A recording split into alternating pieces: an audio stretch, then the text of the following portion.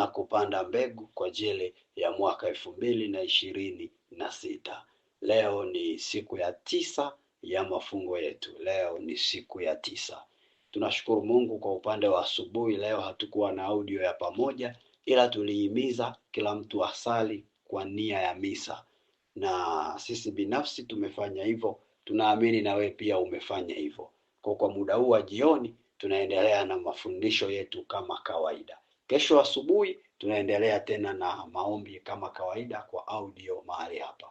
Kumbuka maombi haya yanaambatana na mafungo ya kujinyima chakula kwa siku 12. Leo ni siku ya 9. Kila siku moja inawakilisha mwezi mmoja kwenye mwaka. Kwa kuwa leo ni siku ya 9, ina maana tunadili na malango ya mwezi wa 9 ya mwaka 2026 jioni. Karibuni sana wapendwa. Tufungue kwa sala ili tuanze rasmi maombi yetu. Kwa jina la Baba, la Mwana na Roho Mtakatifu. Amen. Baba Mungu, tunakushukuru, tunasema asante kwa ajili ya wema, amani na uaminifu wako ambao Bwana vimeendelea kutulinda, vimeendelea kutufadhili, vimeendelea kutupa amani na uzima katika maisha yetu. Tunakushukuru Mungu kwa sababu wewe ni mkuu, wewe ni Mungu unayeweza, wala hakuna Mungu aliye kama wewe. Tunakunyenyekea Alfa na Omega. Tunakunyenyekea Niko ambaye uko. Tunakunyenyekea Mtakatifu wa watakatifu. Tunaomba utusimamie hata muda huu tunapoenda kuanza rasmi somo letu. Tunaomba Roho Mtakatifu tuwezeshe ili Bwana tuweze kuomba sawa sawa na mapenzi yako. Neema yako ituwezeshe kusimama ili tuendelee kuwa hodari, katika jina la Baba, Mwana na Roho Mtakatifu tuseme amen. Karibuni sana sana wapendwa. Nakumbuka siku ya jana niliweza kuachia kazi kwamba kila mmoja aweze kuandaa malengo yake katika mwaka, ambazo ndio mbegu kwa mujibu wa somo letu. Kila mtu awe na mbegu ameandika kwenye karatasi, na nikashauri unaweza ukaandika kwenye karatasi moja au unaweza ukaandika kwenye karatasi 2. Na leo kila mmoja pale mwishoni, kuanzia leo tutakuwa tunaombea hayo malengo ukiwa umeyashika mkononi kwenye karatasi yako. Kwa ninaomba kila mtu awe ameandika malengo yake ya mwaka. Tulisali jana hapa, tukaomba akili zetu zichangamane na akili za Roho Mtakatifu. Hivyo kile ambacho umekiandika, tunaamini hujaandika kwa akili yako, ila ni kwa akili ya Roho Mtakatifu, na kinaendana na udongo mzuri, yani mapenzi ya Mungu. Kwa hiyo hakikisha uwe umeandika, kwa sababu pale mwishoni siku ya leo tutakamata ile karatasi, tutaunganisha na sadaka zetu tunazotoa na mafungo haya tutaombea. Hivyo hivyo tutaendelea tena siku ya 10 tutaombea, na ile siku ya mwisho kama tulivyoelekezana tutachoma moto ya hayo makaratasi yetu kwa utaratibu maalum. Kwa ninaomba kila mmoja hakikishe muda huu ana hiyo karatasi ameandika malengo yake. Kama unanisikiliza na hujaandika, weka pause, nenda kaandike. Ukishamaliza ndio uje tuendelee. Lakini hakikisha pia unapoandika audio ya siku ya 8 jioni ulishaisikiliza ile audio ya kuombea akili ichangamane na Roho Mtakatifu. Maana ukiandika pia kabla hujasikiliza ile audio, ina maana utakuwa umeandika ya kwako, hujaandika yale yaliyotokana na akili ya Roho Mtakatifu. Kwa ninaomba uzingatie hayo masharti ili wote tunufaike. Sitamani maombi haya yapite tunufaike wachache, wewe umejitesa bure. Natamani kila aliyefunga, kila aliyeomba na kutoa sadaka amenufaika. Naomba tuzingatie hilo. Somo letu tunalotembea nalo ni lile tulilolianza siku ya jana ya 8, linaitwa nafasi ya Roho Mtakatifu katika kutuongoza.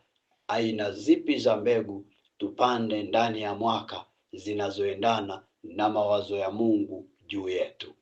Nafasi ya Roho Mtakatifu katika kutuongoza.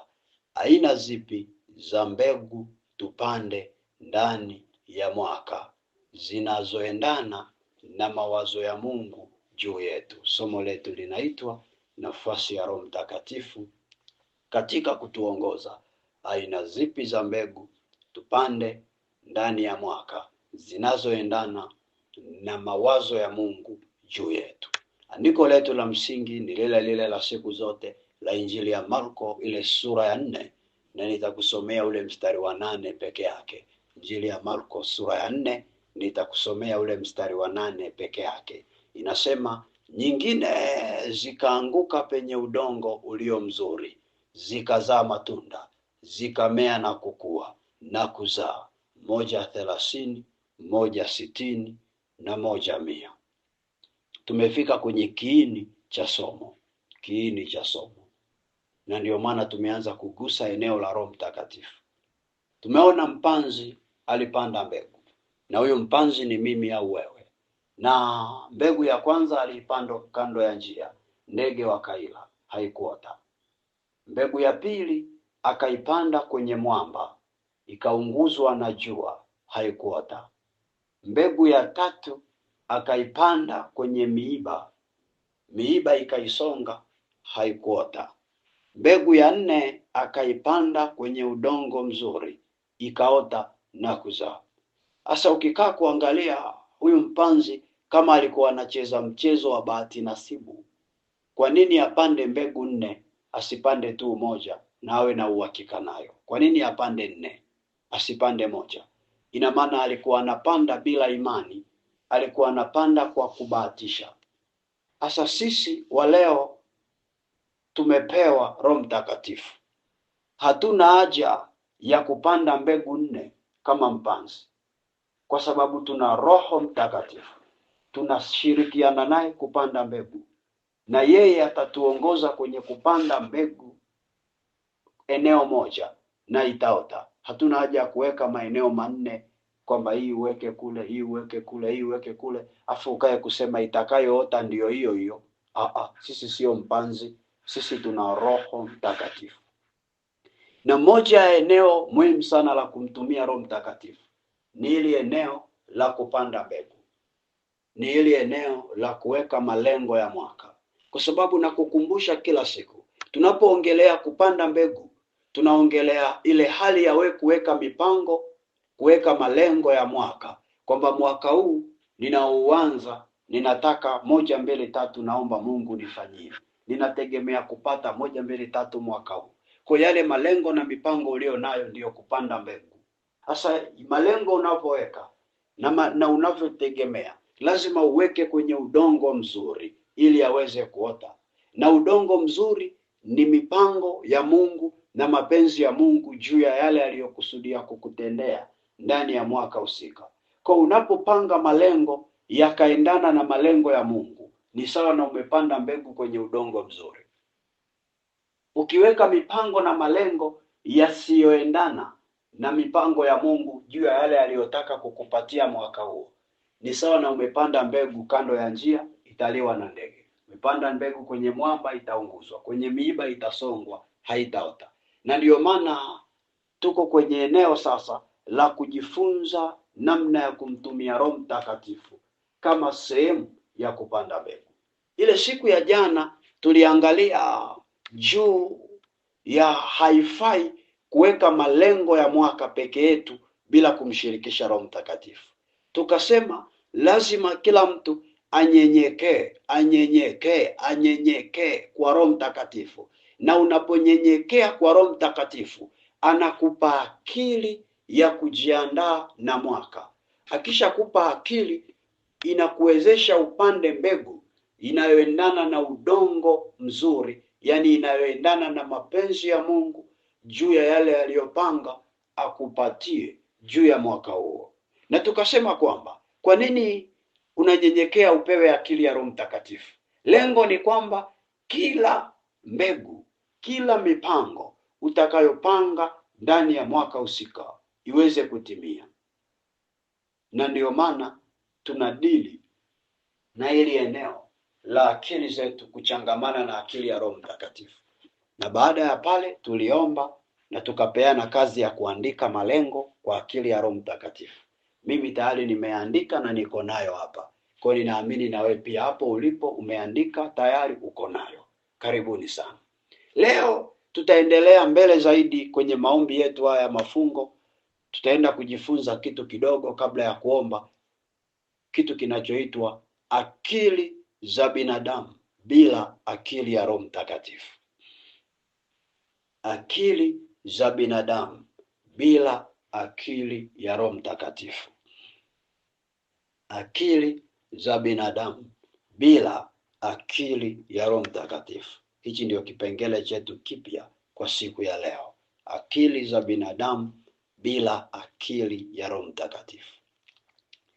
Akili za kibinadamu peke yake bila Roho Mtakatifu huwa zina tabia ya kutuvuta kwenye mawazo na maamuzi yaliyo nje ya mapenzi ya Mungu. Akili za kibinadamu peke yake bila Roho Mtakatifu huwa zina tabia ya kutuvuta kwenye mawazo na maamuzi yaliyo nje na mapenzi ya Mungu. Ukimkuta mtu anafikiri peke yake, anawaza peke yake bila Roho Mtakatifu, lazima mawazo yako kwa asilimia kubwa yatakuwa nje ya mapenzi ya Mungu, kwa sababu hiyo ndiyo asili ya akili yako pale itakapofanya kazi peke yake. Itakuvuta kwenye kuwaza yasiyopaswa uyafanye, na yale unayopaswa kuyafanya itakukatalia kuyawaza, kwa sababu itaona hayaendani na uhalisia. Hayaendani na uhalisia. Akili ya binadamu imejaa matamanio ya mali na utu wa dunia hii. Akili ya binadamu peke yake imejaa matamanio ya mali na utu wa dunia hii. Na ndiyo maana kila itakapofanya kazi peke yake, mawazo yako na maamuzi yako yatabezi kwenye matamanio yako na utu wako na utu wa wengine, pasipo kumtazama Mungu, kwa sababu ndivyo akili ya binadamu iko namna hiyo. Kile kitabu cha Warumi kimetupa somo zuri sana kwenye hili eneo. Warumi sura ya kwanza ule mstari wa 28. Warumi sura ya kwanza mstari wa 28.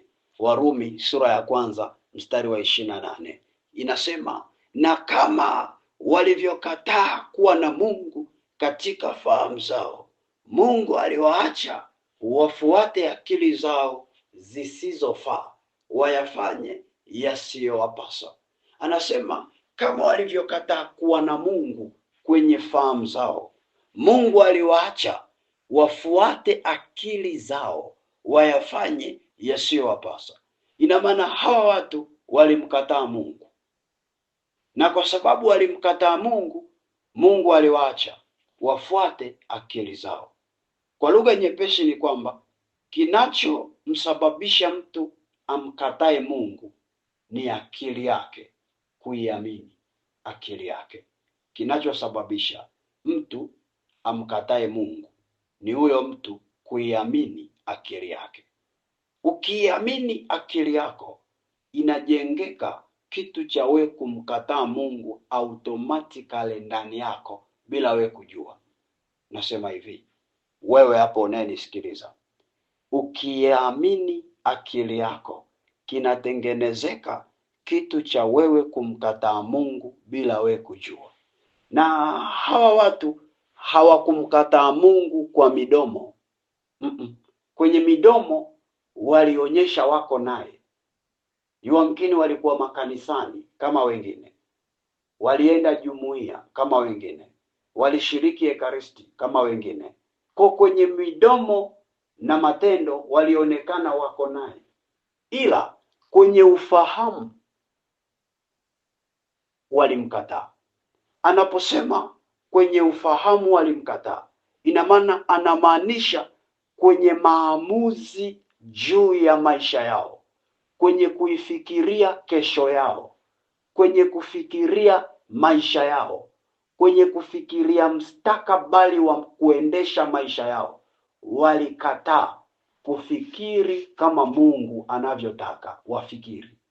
Walikataa kuwaza kama Mungu anavyotaka wawaze. Waliwaza kwa kujiangalia wao na mazingira yao. Na ndio maana Mungu anasema, kwa kuwa mlimkataa Mungu katika fahamu zenu. Ina maana walimkataa kwenye kujifikiria, kwenye maamuzi, kwenye fikra. Na ndiyo maana ukikaa peke yako ukaanza kuwaza maamuzi juu ya maisha yako peke yako, ni rahisi sana kumkataa Mungu, kwa sababu siku zote mawazo ya Mungu yako mbali na mawazo yetu. Ndivyo anavyosema Isaya kwenye ile Isaya 55 ule mstari wa 8 hadi wa 9. Isaya 55 ule mstari wa 8 hadi wa 9, anaweka msisitizo pale. Anasema kama mbingu na nchi zilivyo mbali, ndivyo yalivyo mawazo ya Mungu na mawazo yetu. Kwa Mungu anavyofikiri ni tofauti kabisa na mimi na wewe tunavyofikiri. Mawazo ya Mungu ukiyafikiria kibinadamu hayanaga uhalisia, ila mawazo ya kibinadamu ukiyafikiria huwa yana uhalisia. Na ndiyo maana Mungu anaweza akapanga mwaka huu, kwa mfano akapanga mwaka huu uwe bosi ofisini, na wewe ukijiangalia pale ofisini, elimu yako ni ndogo, labda uliajiriwa kwa cheti cha diploma, na ukitazama pale ofisini kuna watu wana degree, wana masters, wengine wana PhD kabisa, na si mmoja wala si wawili, ni wengi, na labda mko wawili tu au watatu wenye diploma. Ila Mungu amepanga uwe bosi mwakani, amepanga kabisa na amekuandaa uwe bosi. Sasa hayo ni mawazo ya Mungu. Yakikuijia kwenye moyo wako, mawazo yako ya ubinadamu yanakataa, yanasema mimi ndio niwe bosi, haiwezekani niwe bosi. Unaanza kuwaza kibinadamu, yule pale ana degree, afu wako 10 wenye degree hapa ofisini, wenye masters, yaani wenye degree 2 hapa ofisini wako 5, wenye PhD wako 3, afu mimi ndio niwe bosi, haiwezekani. Yaani mimi niwe bosi, hizi ni ndoto za alinacha bwana, hizi ni ndoto za alinacha. Ndio tunaposemaga. Sasa Mungu anasema kwa kuwa umemkataa kuwa naye kwenye fahamu zako, atakuacha ufuate akili zako zisizofaa. Kwa ukishakataa tu namna hiyo, anakuacha ufuate akili zako. Kwa akili zako zinaanza kukutuma. Mimi mwenye diploma ni wa kukaa tu hapa ofisini, kutumwa na wenzangu na kazi ndogo ndogo. Kwa unajikuta mwaka unaanza, kile cheo kinakuja kilikuwa cha kwako, hupewi, anapewa mwingine, ila kiuhalisia inakuwa ilikuwa ni cha kwako. Na ndio maana mara nyingi tunapoanza mwaka, ndani yetu tunakuwa na mawazo makubwa, ila tunapoianza Januari, ghafla ile imani ya kuyatekeleza yale mawazo makubwa, jinsi miezi inavyoendelea kusonga kwenye mwaka, inaenda ikipotea. Na ndio maana mtu Januari anakuwa na imani kubwa, ikifika Februari ile imani yake inashuka, Machi inashuka, Aprili inashuka, akifikia Mei mwezi wa 5 imekufa kabisa, hapati alichokuwa amewaza kwenye imani yake. Sasa swali linakuja, kwa nini hapa Januari ulikuwa na mawazo makubwa, ila unapofika mwezi wa 5, mwezi wa 6, yale mawazo makubwa yamepotea? Si kwamba Januari yale mawazo makubwa uliokuwa nayo yalikuwa ni mawazo yako, ilikuwa ni mawazo ya Mungu aliyopanga kukufanyia mwaka huo, na anakuwa amekushushia ndani yako, kama alivyosema kwenye Amosi, sitotenda neno bila kumjulisha mtumishi wangu siri zangu. Kwa anakuwa amekujulisha kama ishara. Mtu wa Mungu nisikilize uelewe, ukiona upo mwanzo wa mwaka na ndani yako kwenye mwanzo wa mwaka una matamanio makubwa, yale matamanio makubwa ulio nayo ni ishara ya Roho Mtakatifu kwamba mwaka huu kuna mambo makubwa Mungu amekusudia ndani yako. Shida inapoanzia ni akili yako pale inapopokea ile ishara. Tunaanzaga kuitafsiri ishara ya Roho Mtakatifu kibinadamu. Ndio shida inapoanzia. Ni pale tunapoanza kuitafsiri akili ya wazo la Mungu katika akili ya binadamu.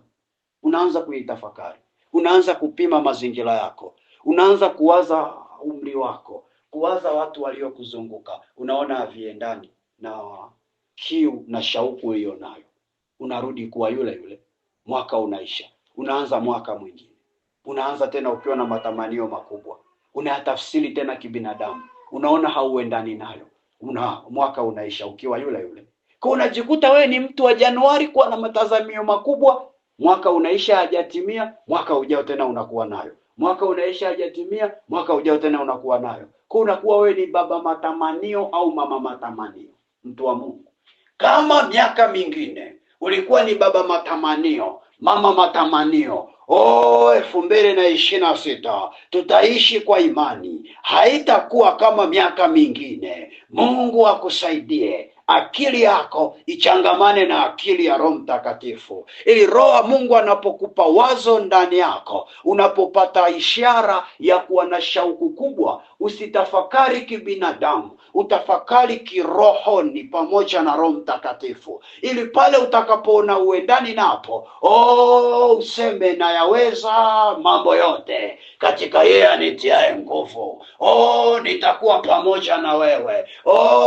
Mimi ni mchungaji wako, utapungukiwa na kitu. Mimi ni nuru yako na wokovu wako. Ni nani atakaye kupinga? Unasimama pamoja na Bwana na kulitekeleza. Ni nani atakaye kutenga na wazo la Mungu? Nani atakaye kutenga na upendo wa Mungu? Hakuna popote. Na Mungu akusaidia kuelewa. Ni elimu hii ya rohoni, Mungu anawasaidia walio rohoni kuelewa. Sema amen kwa jina la Yesu. Kwa mtu wa Mungu aliye hai, hakikisha fahamu zako hazikatai kufanya kazi pamoja na Mungu. Hakikisha fahamu zako zinafanya kazi pamoja na Mungu katika kutafsiri wazo la Mungu katika akili ya kimungu na si kibinadamu. Muda huu naomba nikuonyeshe mambo matatu muhimu ya kuzingatia kuhusu akili zako. Mambo matatu muhimu ya kuzingatia kuhusu akili zako. Mambo matatu muhimu ya kuzingatia kuhusu akili zako. Jambo la kwanza. Usitumie akili zako wala uzoefu wako kuendesha maisha yako. Jambo la kwanza.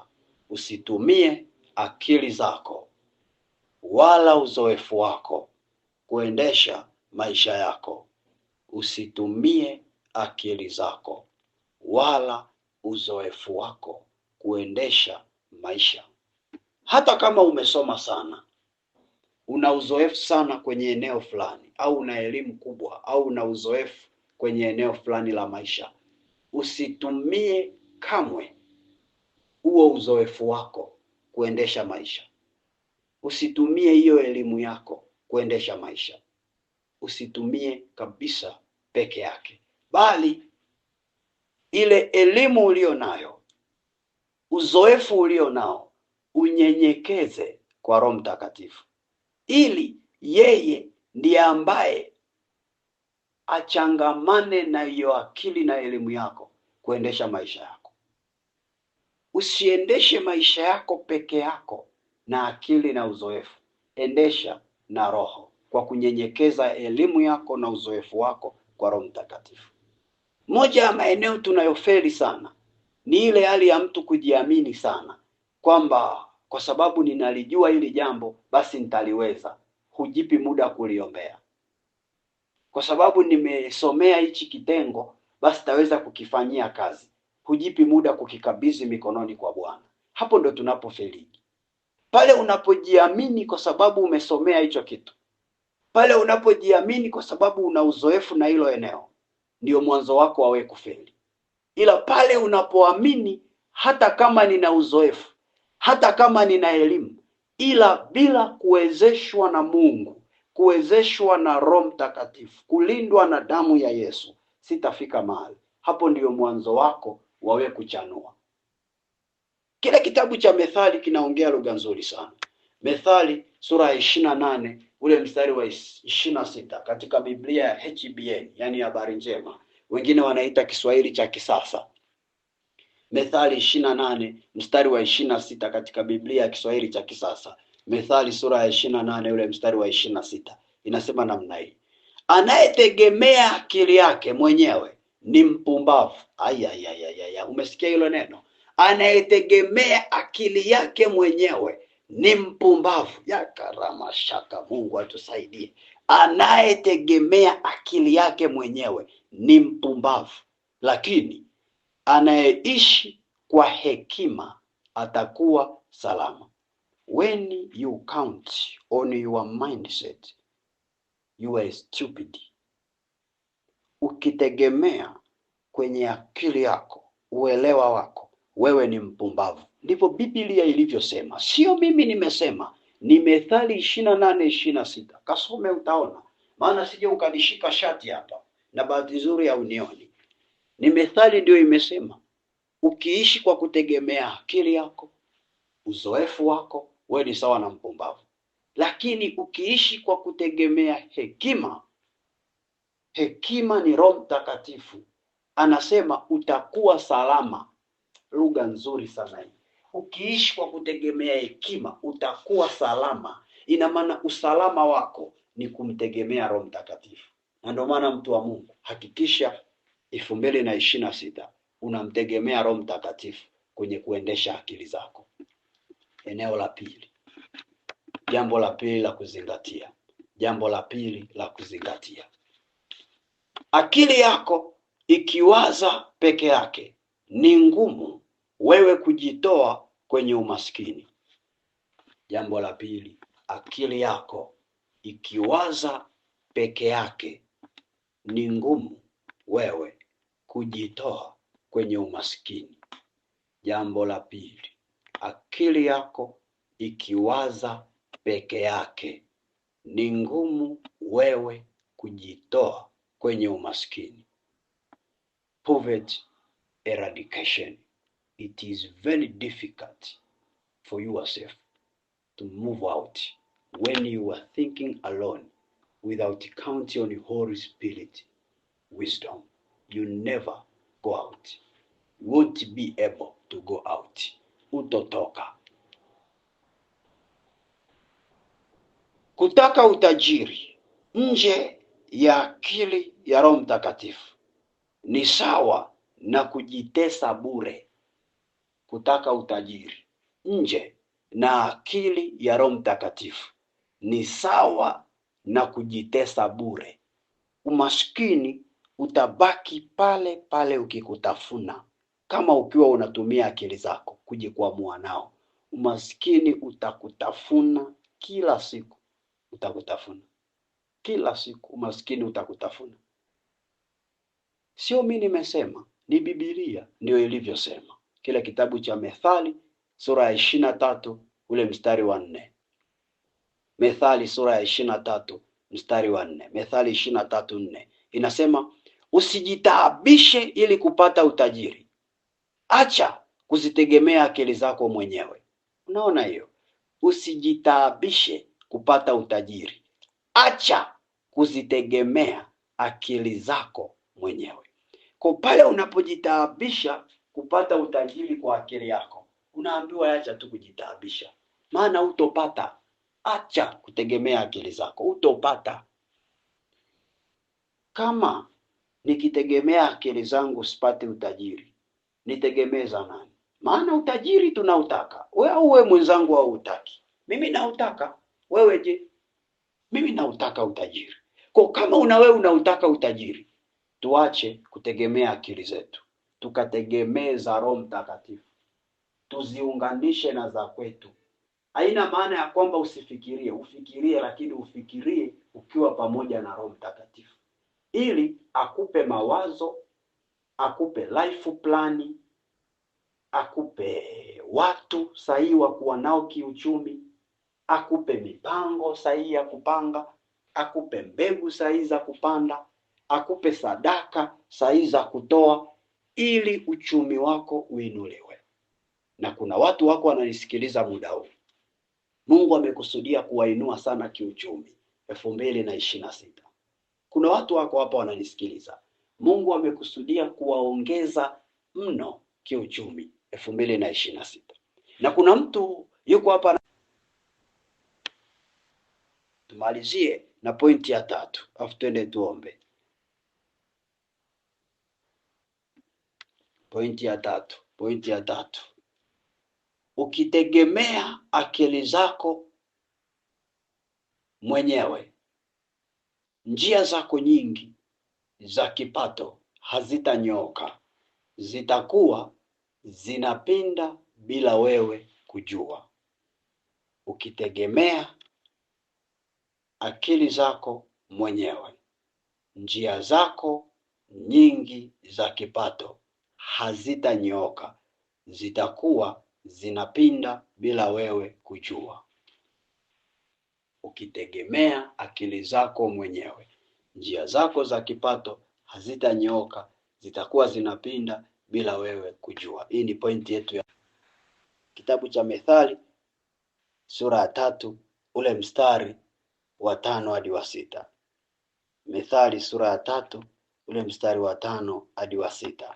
Methali 3 ule mstari wa 5 hadi wa 6 inasema namna hii: mtumaini Bwana kwa moyo wako wote, wala usitegemee akili zako mwenyewe. Katika njia zako zote mkiri yeye, naye atanyosha mapito yako. Kwa Biblia inasema wazi, mtumaini Bwana kwa moyo wako wote, wala usizitegemee akili zako. Kwa pale unapomtumainia Bwana katika moyo wako, pale pale Mungu ananyoosha mapito yako, ananyoosha njia zako. Ila pale unapotegemea akili zako, njia zako za maisha zinapinda pinda. Njia zako za maisha zikisha pinda pinda, ina maana hata mipango yako mingi utakayokuwa unapanga itakuwa haitimii, itakuwa haina genuine, haina uhalisia, itakuwa inapotea potea. Na ndio maana kuna watu miaka mingine iliyopita mlikuwa mnakuwa na mipango mingi mnapanga, lakini ghafla tu inavurugika, inaharibika, kinatokea tu kitu kinakuvurugia mipango yako. Unapoweka plani fulani, inaona kabisa inaenda kufanikiwa, linatokea jambo linavuruga plani yako. Kwa nini? Ni kwa sababu kwenye akili zako ulikuwa unazitegemea zenyewe. Ila pale akili yako inapofanya kazi na akili ya Roho Mtakatifu, automatically, moja kwa moja, Mungu ananyoosha njia zako. Kwa utashangaa 2026 kila mpango unaopanga unanyooka vile vile kama ulivyoupanga. Ukiweka dili linaitika vile vile. Watoto wa mjini wanasema namna hiyo. Ukiweka mchongo unatiki, hakuna kitu kinachouvuruga. Kwa nini? Kwa sababu ndani yako una Roho Mtakatifu alikuongoza kuwaza wazo sahihi, mbegu sahihi, inayoendana na udongo mzuri, inayoendana na mapenzi ya Mungu upate. Na ndiyo maana unapata, kwa sababu hakuna anayeweza kuzuia penzi la Mungu kutimia kwako. Na ndiyo maana muda huu tutaenda kuomba. Kila mtu akamate ile karatasi yake mahala ulipo. Kila mtu mahala alipo akamate karatasi yake ya maombi ambayo ameandika malengo yake ya mwaka. Unaweza ukaikunja hiyo karatasi, unaweza ukaikunja katika namna ambayo utaweza kuishika vizuri muda tunapoomba. Unaweza ukaikunja katika namna ambayo unaweza ukaishika vizuri muda tunayoomba. Kandarabusha karabasiki. Kunje vizuri kabisa. Kama uliandika karatasi 2, wewe kunja zote. Uliandika daftari zima, lishike tu hilo daftari. Maana tumetofautiana mahitaji. Mwingine anaweza akayaandika yakajaa kwenye daftari. Ni wewe tu, usiogope. Hata ukisikia nacheka kwa sababu nafurahi. Sikucheki. Nacheka kwa sababu nafurahi. Kwa kamata hiyo karatasi yako mkononi mwako. Kamata mkono wa kulia, itakuwa ni vizuri zaidi. Mkono wa kulia itakuwa ni vizuri zaidi. Tutaenda kusimama kwenye haya malango ya mwezi wa 9. Mwezi wa 9 ni mwezi wa uzao. Mwezi wa 9 ni mwezi wa uzao. Tutaenda kuomba neema ya mtoto Yesu. Neema ya mtoto Yesu. Neema ya Christmas. Neema ya kuzaliwa kwa Bwana wetu Yesu Kristo. Ikazaliwe na haya maombi, hizi mbegu tulizoziandika kwenye karatasi. Neema ya kuzaliwa kwa Yesu ikazaliwe nazo tutakapouona mwaka 2026. Kuanzia tu ile Januari hizi mbegu zikazaliwe, zikaanze kuonekana kimatendo waziwazi kwenye maisha yetu, ili kila mmoja akanufaike. Na sadaka yako pia ulioiandaa, ambatanisha kwenye haya maombi kwenye moyo wako. Hakikisha na sadaka yako pia umeandaa sadaka ambayo sio ya mazoea, sio ya kuzoea ulivyozoea, ila vile ambavyo Mungu amekuongoza, sawa sawa na mbegu. Kwa sababu kumbuka, sadaka unayotoa ndio sadaka inayoubeba mwaka wako mzima. Wale watu ambao ni wachawi na washirikina, sadaka ya mwaka unakuta anatoa ng'ombe mzima anapeleka kwa mganga, mbuzi anapeleka kwa mganga, kwa sababu anajua hiyo ng'ombe inabeba mwaka wake. Asa sisi sio washirikina, sisi ni Wakristo wa Katoliki tuliobatizwa kwa maji na kwa Roho Mtakatifu.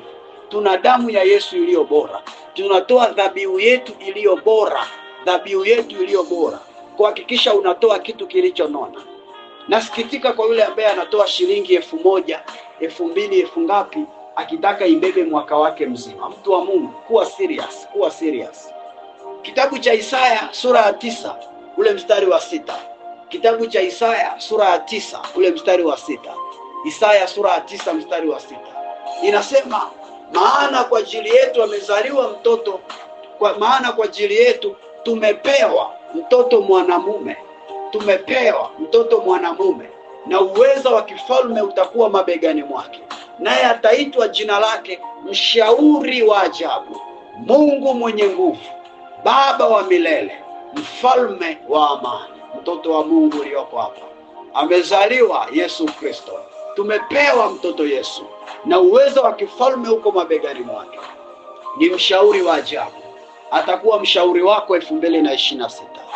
Amezaliwa kwenye maisha yako.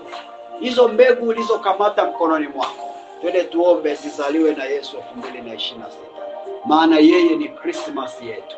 Kanda rabu shanda rabasiki risanda rabasheke. Sema ya maneno pamoja na mimi.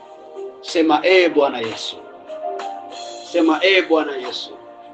Sema tena, Bwana Yesu, ninakushukuru kwa sababu umezaliwa katika maisha yangu. Asante kwa ajili ya zawadi ya kuzaliwa kwako. Nami ninakuja kwako Yesu Kristo, nikiwa kwenye malango ya mwezi wa 9 ya mwaka 2026. Bwana Yesu, ninakuomba uzaliwe kwenye mwaka wangu wa mwaka 2026. Naomba Yesu Kristo uzaliwe pamoja na hii mbegu niliyokamata mkononi mwangu. Ninaipanda ndani yako Yesu. Sema, naipanda ndani yako Yesu. Naomba nawe uwe ndani ya hii mbegu. Sema, Bwana Yesu. Usinyamaze mtu wa Mungu. Sema, Bwana Yesu, ninaomba uwe ndani ya hii mbegu. Nitakapouanza mwaka 2026, kuanzia ile tarehe 1 Januari na kuendelea mwaka mzima, naomba mwaka huu uwe mikononi mwako Yesu Kristo. Mbegu hizi zizaliwe, ziote, zionekane katika udongo wako mzuri. Maana Baba ulisema, anayejenga nyumba juu yako Yesu, ambaye wewe ni mwamba ulio imara, nyumba yake haitakufa, nyumba yake haitabebwa na mafuriko, nyumba yake haitabomoka, itasimama, kwa sababu wewe ni msingi imara. Naamini kwa sababu mbegu hizi nimeziunganisha na kuzaliwa kwako Yesu Kristo, hakika zitakuwa hai. Maana Herode alipokutafuta akuue, haukufa, hakufanikiwa kukupata. Baba, ulilindwa. Naamini na mimi pia mbegu hizi zitalindwa. Kila Herode atakayoinuka 2026, sema, kila Herode atakayeinuka 2026 kutaka kuua hizi mbegu, Bwana Yesu, naamini hatofanikiwa. Tazama Baba, ninaunganisha na sadaka yangu hii katika mtoto Yesu, katika mbegu hii niliyokamata. Baba, wale mamajusi walikuja kukuona na zawadi. Ile zawadi ni sadaka, ile zawadi ni sadaka. Na Baba, uliipokea sadaka yao, ila uliikataa sadaka ya Herode. Ndio maana uliwaambia mamajusi wasirudi kwa Herode. Sema, Bwana Yesu, ninaomba na mimi upokee sadaka yangu ambayo ninaambatanisha kama mbegu mwaka 2026. Naomba Baba uipokee sadaka yangu katika jina la Yesu, katika jina la Yesu. Akili zangu nazikabidhi kwako Yesu. Naomba Roho Mtakatifu ufanye kazi kwenye akili zangu, ili nisifikiri peke yangu, nisiamue peke yangu, nisiwaze peke yangu, niwaze pamoja na wewe, nifikiri pamoja na wewe, nitende pamoja na wewe, niwaze pamoja na wewe, nitembee pamoja na wewe, niongozwe pamoja na wewe, katika jina la Yesu. Njoo Roho Mtakatifu, njoo Roho Mtakatifu, kamata akili zangu. Njoo Roho Mtakatifu, tamalaki kwenye mbegu zangu. Njoo Roho Mtakatifu, zaliwa kwenye maisha yangu. Njoo Roho Mtakatifu, endelea kuomba kwa maneno yako. Ni muda wako wa kujiachia sasa, ni muda wako wa kujiachia sasa. Imefika ile saa ya zile dakika ambazo Mungu anakuachia kila siku, useme naye wewe kama wewe, kadiri unavyojua eneo la maisha yako. Maana kila mmoja ndiye anayejua maisha yake, ndiye anayejua maisha yake. Mimi siwezi kujua kila sehemu ya maisha yako, lakini wewe unajijua. Wewe unajijua kuliko sisi tunavyokujua. Wewe unajua yale ambayo Mungu anakusemesha ndani yako. Rapushamandaraba. Wewe ndio unayejua zile mbegu ulizoandaa, ulizoandika. Wewe ndio unajua zile mbegu ulizoandika kwenye hiyo karatasi uliyokamata. Maana ni tendo lako la kiimani la kuzungumza na Mungu. Hebu zungumza na Mungu. Hebu zungumza na Mungu juu ya hizo mbegu, juu ya hizo mbegu, juu ya hizo mbegu. Mwambie Bwana waziwazi, Bwana naomba uote kwenye hii mbegu, kwenye hii mbegu ambayo Baba ninaipanda kwenye lango la mwezi wa 9, 2026. Oh, ni mwezi wa uzao, ni mwezi wa uzao. Na ndio maana tumeunganisha na Yesu Kristo mzaliwa, tunayemsherekea Krismasi wetu. Raposhamakaraba. Baba, zaliwa kwenye mbegu moja moja ambayo mtoto wako Bwana amepanda. Maana Mungu Baba, hiyo mbegu aliyopanda kwenye hayo karatasi ya Bwana, wewe ni udongo mzuri, wewe ni udongo mzuri. Baba, tumekataa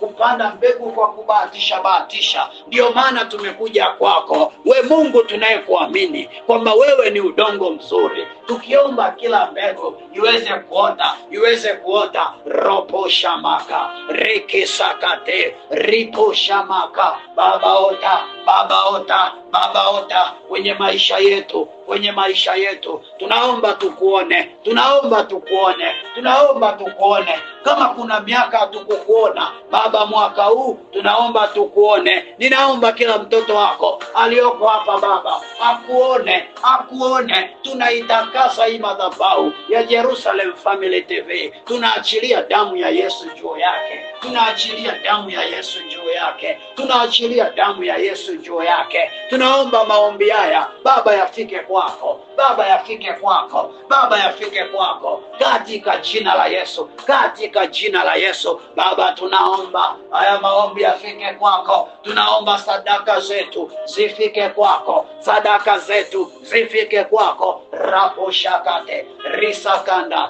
riposhamaka rikisekete rokorabashi dirabandakasa orapokuriasaka. Baba, tunaomba vifike kwako. Roposhamaka. Mtoto wa Mungu, kama umepata mzigo wa kunena kwa lugha, endelea kunena kwa lugha, nena kwa lugha. Usijilazimishe kuomba kawaida, kwa sababu ni Roho Mtakatifu ameingia kazini kuzungumza ya sirini mbele za Bwana. Orapashekete risakanda. Akili zako Roho Mungu azikamate kuanzia leo, maana akili zako zikikamatwa na Roho Mtakatifu zitakuwa na utulivu. Yale mawenge ulio nayo kwenye pesa na uchumi, kwenye kutafakari masuala ya kiroho, Baba atasaidia. Reposhamaka. Akili yako itulie, ili uconcentrate sasa kwenye wokovu wako, ukue kama watoto wa Mungu wanavyostahili kukua, uongezeke kiroho, kimwili, kiafya, kila eneo, katika jina la Yesu. Ile roho ya mazoea, roho ya mazoea iliyokuwa imekuingia iondoke sasa kwenye nyumba yako. Roho ya mazoea, roho ya mazoea imefika mahali hata ulikuwa ukisoma Biblia hauelewi. Kwa jina la Yesu, roho ya mazoea nafukuza kwenye hiyo nyumba katika jina la Yesu. Baba, kama alivyoandika kwenye hiyo karatasi, ameomba kukua kiroho. Yesu kamkuze, Yesu kamkuze. kamuongeze kwa jina la Yesu, kwa jina la Yesu. Endelea kuomba mtu wa Mungu, endelea kuomba, usinyamaze, usiwe mvivu, endelea kuomba. Roposhakate resandarabusha, endelea kuomba, na utakapomaliza kuomba itupe hiyo karatasi, endelea kuitunza. Kesho tena tutaendelea kuiombea zaidi, kesho tena tutaendelea kuiombea. Ndio maana uitunze baada ya hapa. Endelea kuomba, endelea kuomba, endelea kumsemesha Mungu juu ya ombi moja moja uliloandika hapo ndani. Mwambie Mungu, otesha, otesha, otesha, otesha, otesha, ukalione kimimani, kimatendo. Raposhaka, na imani yako naomba iongezeke pia kwenye kupokea, kwenye kusubiri, iongezeke kwenye kupokea, kwenye kusubiri. Bwana Yesu, naomba uongeze imani za watoto wako katika jina la Yesu, katika jina la Yesu. Roposhakate resandarabo. Endelea kuomba mtu wa Mungu mpaka mzigo wa maombi ukuachie.